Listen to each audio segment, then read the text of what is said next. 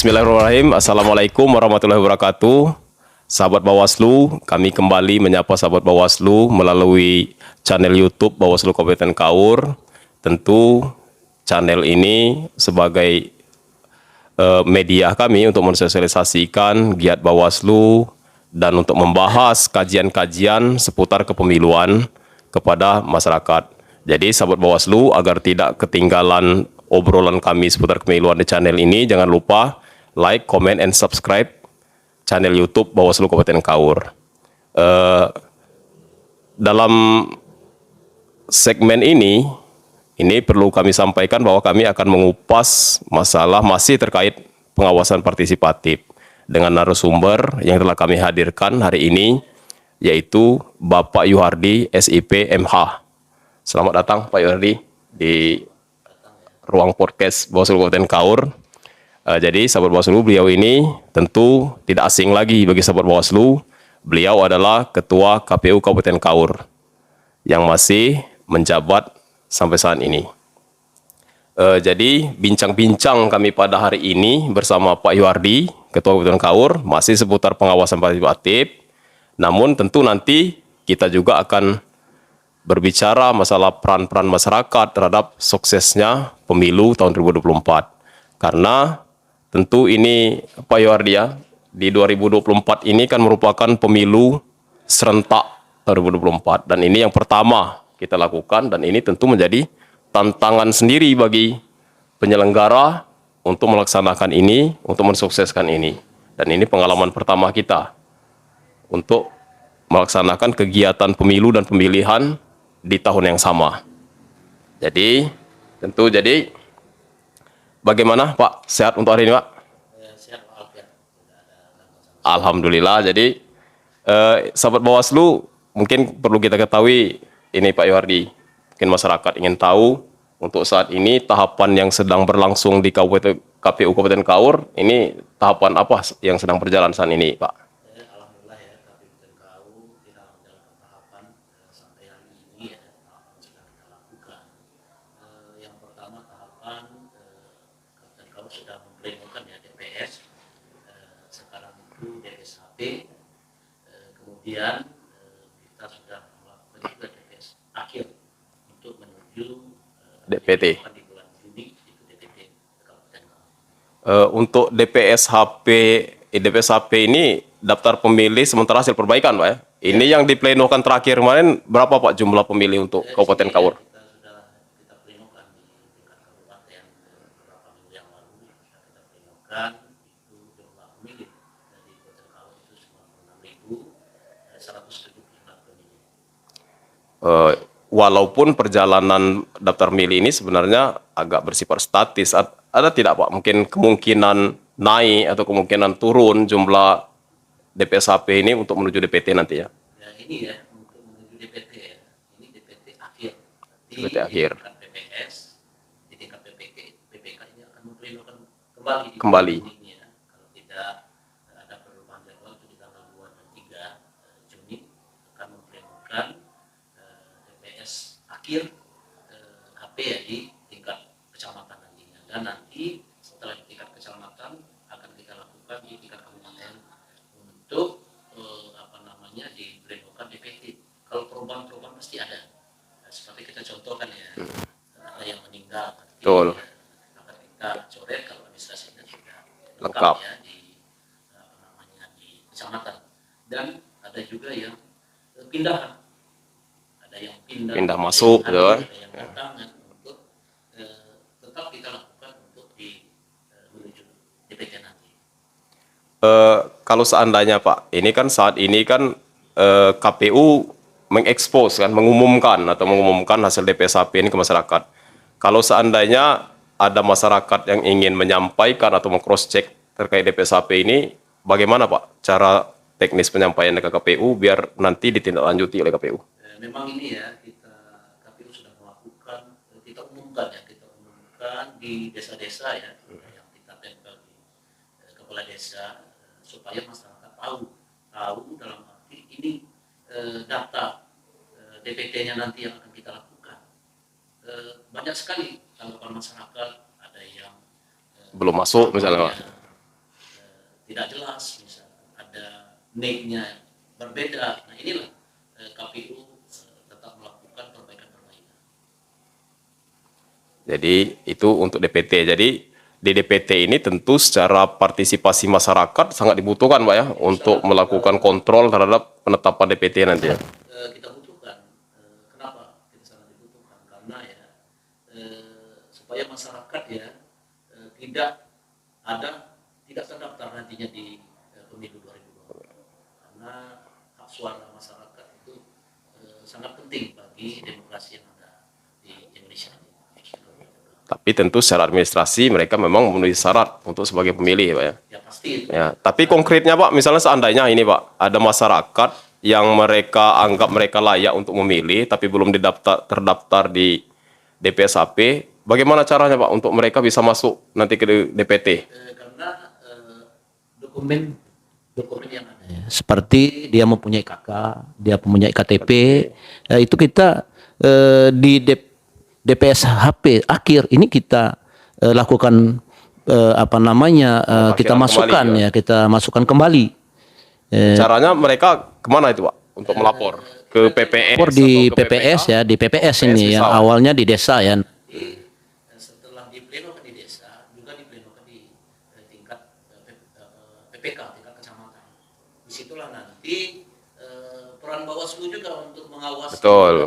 Itu Mengawasi. PPS, tingkat kecamatan.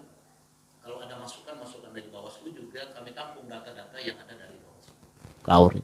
Tapi tentu KPU dan jajaran akan proaktif lah Pak ya untuk mensosialisasikan masyarakat terkait DPSAP ini kan. Ya, alhamdulillah. Penyelenggara pemilu di tingkat desa, tingkat kecamatan mensosialisasikan untuk data pemilih ini sangat disosialisasikan oleh penyelenggara pemilu di KPU di tingkat desa maupun tingkat kecamatan. Oke, jadi itu sahabat Bawaslu. Jadi tadi sampaikan tadi kalau seandainya sahabat Bawaslu ada keluarga atau diri sendiri yang belum merasa sudah memenuhi syarat, belum masuk ke daftar pemilih, boleh menghubungi PPS di desa masing-masing Pak ya, untuk dilakukan pendataan oleh KPU dan jajaran. Selain di DPSHP, tahapan apa lagi Pak yang sedang saat ini dilangsungkan di KPU Kabupaten Kaur? Sekarang ya ini tahapan pendaftaran bakal calon. Bakal calon DPRD Pak ya? Di Kabupaten ya? Kaur ya. KPU ya sudah membuka itu dan alhamdulillah pendaftaran ini kita tutup di tanggal 14 Mei kemarin 14 Mei ini kemarin. ada 17 partai politik peserta pemilu yang akan ikut di Kabupaten Kaur nanti untuk DPR Kabupaten Kaur. Untuk bakal calon ya. Ya, bakal calon. Calon di 17 partai ini berjumlah 384 orang pendaftar bakal calon di partai politik berjumlah 17. Total untuk semua partai dan di semua dapil. Semua dapil ya, karena dapil ini ada 3 dapil ya. Wilayah dapil 1 itu beberapa kecamatan ya, ada kecamatan Kaur Selatan, dapil 1, kecamatan Tetap, Kaur Tengah, Semedang Lumai, Luas dan Manasau. Sedangkan untuk dapil 2 itu ada Majadahana. Dapil 3 itu ada kecamatan Lungkambule, Padang Muculu, Padang Mucilir, Kaur Utara, Kelang Tengah dan Tanjung Kuning. Untuk merebutkan 25 kursi yang akan duduk di DPRD Kabupaten Kaur. Oke. Ini terkait dapil Pak, ada yang cukup menarik tadi dan yang cukup menjadi perhatian masyarakat Kabupaten Kaur. Ini adanya pergeseran jumlah kursi di dapil 3 dan dapil 1. Yang dulunya di dapil 3 hanya 9 kursi, sekarang menjadi 10 kursi. Nah ini apa yang menjadi pertimbangan KPU pada saat menetapkan ini? Atau dasar hukum KPU yang telah menetapkan adanya pergeseran dari pemilu sebelumnya? Itu memang benar ya, di pileg 2019 itu ada 25 kursi ya, ada penggeseran, karena penggeseran ini pasti KPU Kabupaten Kaur itu data ya. Data. Data dan data agregat ya di 2021. Data agregat penduduk kan? Jadi yang menjadi acuan KPU itu data agregat kependudukan, Pak. yang dikeluarkan oleh Mendagri diturunkan ke KPU RI dan KPU RI menurunkan ke KPU Kabupaten Kota. Itulah apa namanya salah satu penyebab penggeseran dapil Yang menjadi karena dasar pertama. jiwa yang ada di dapil satu ini lebih besar jiwa di dapil 3. Disinilah ada pergeseran. Kalau untuk 2019 itu jiwa di dapil 1 ini lebih besar dari dapil 3. Ini ada pergeseran kursi. Semula di dapil 1 itu 10 menjadi 9 dan di dapil 3 ini belum 9 menjadi 10 kursi. Jiwa yang dimaksud itu jumlah penduduk secara keseluruhan baik anak-anak maupun dewasa, bukan berdasarkan jumlah DPT itu, Pak ya? Bukan, itu jumlah penduduk. Yang penduduk ada di kecamatan sesuai dengan Secara keseluruhan, Pak. keseluruhannya. Bukan berpatokan hanya kepada daftar pemilih di Bukan. kecamatan itu, Pak ya? Bukan itu. Karena daftar agregat itu ada data jiwa yang ada di wilayah kecamatan masing-masing. Oke, jadi itu Pak ya. Jadi selanjutnya ini Pak, kalau bukan maksud saya ingin membanding-bandingkan gitu Pak, antara KPU dan Bawaslu. Kalau di Bawaslu itu kan kami memang dianjurkan untuk melakukan pengawasan secara partisipatif kepada masyarakat secara umum. Dan ini harus digalakkan. Ini mungkin amanat juga yang disampaikan oleh Bawaslu RI. Nah, kalau di KPU sendiri, Pak, selaku pelaksana teknis kegiatan pemilu ini, ada tidak semacam bentuk sosialisasi secara masif kepada masyarakat yang akan dilakukan KPU? Ya di KPU itu pasti ada disosialisasikan. Kita berupaya untuk mensosialisasikan baik itu tahapan supaya masyarakat Kabupaten Kaur ya di pemilu 2024 ini harus mengetahui juga tahapan-tahapan yang ada di Kabupaten Kaur supaya dia bisa mengetahui aturan-aturan yang mengetahui bahwasanya pemilu itu sangat penting yang kita lakukan untuk mengetahui ke depannya di mana sistem pemilu yang ada di Kabupaten khususnya Indonesia ya. Ya, jadi seluruh tahapan artinya pasti disosialisasikan oleh KPU, Pak ya? Ya pasti kita lakukan karena kita juga mensosialisasikan kita galakkan di sosialisasi di pemilih pemula yang sangat penting sekali. Pemilih pemula. Pemilih pemula ini baru pertama kali yang melakukan hak pilih.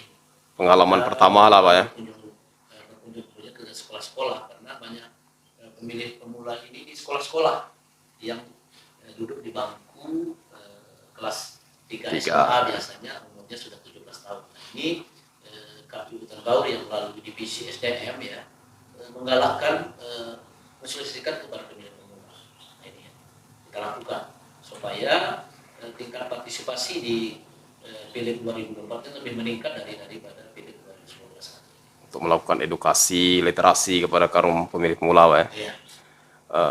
Ini KPU ini, Pak, selain diawasi misalnya oleh Bawaslu, tentu kami dari jajaran Bawaslu ini kan selalu mengawasi kan tahapan yang sedang berlangsung. Yang kami awasi ini kan tidak hanya mengawasi tahapannya saja, pelaksanaannya saja, bahkan kami mengawasi personil-personil KPU itu sendiri.